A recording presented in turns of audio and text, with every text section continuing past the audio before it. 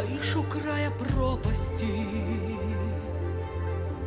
и над тобой сгущает небо тучи, и кажется, что от оков нельзя спасти. Mais quand on les fera tomber, ils recevront un peu de secours. Après l'effondrement de l'Union soviétique en 1991, les serviteurs de Dieu qui vivaient sur son vaste territoire ont reçu un peu de secours. Ils ont connu une période de liberté. Daniel 11, verset 34. Ils ont pu prêcher librement et le nombre de proclamateurs dans l'ancien bloc communiste s'est rapidement élevé à des centaines de milliers. Mais petit à petit, la Russie et ses alliés sont devenus le roi du Nord. Pour qu'un gouvernement soit le roi du Nord ou le roi du Sud, il doit remplir ces 3 critères. Premièrement, avoir une influence directe sur la vie des adorateurs de Dieu. Deuxièmement, se comporter en ennemi de Jéhovah et de son peuple. Et troisièmement, rivaliser avec l'autre roi.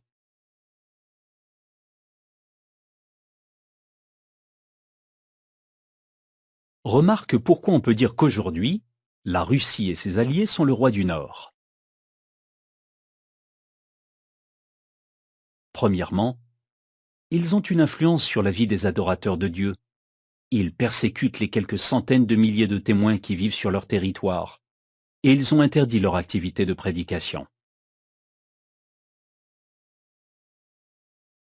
Deuxièmement, leurs actions indiquent qu'ils détestent Jéhovah et son peuple.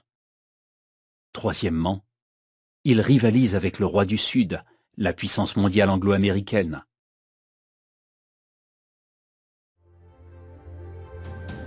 Борис, благословение впереди, а наш Отец тебе дарует силы. Будь мужествен на этом непростом пути, грядет конец неправедного мира. Смотри, лишь верой можно разглядеть на небесах все воинство готово. Под зов трубы прольют судебные огни, и навсегда забудем мы и узы оковы.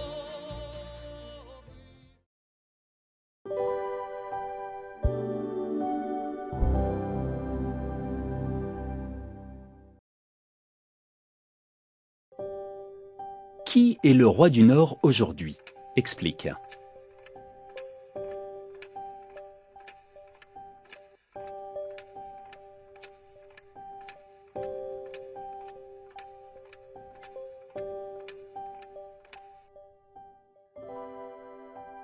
Mais petit à petit, la Russie et ses alliés sont devenus le roi du Nord. Premièrement, ils ont une influence sur la vie des adorateurs de Dieu. Ils persécutent les quelques centaines de milliers de témoins qui vivent sur leur territoire, et ils ont interdit leur activité de prédication. Deuxièmement, leurs actions indiquent qu'ils détestent Jéhovah et son peuple. Troisièmement, ils rivalisent avec le roi du Sud, la puissance mondiale anglo-américaine.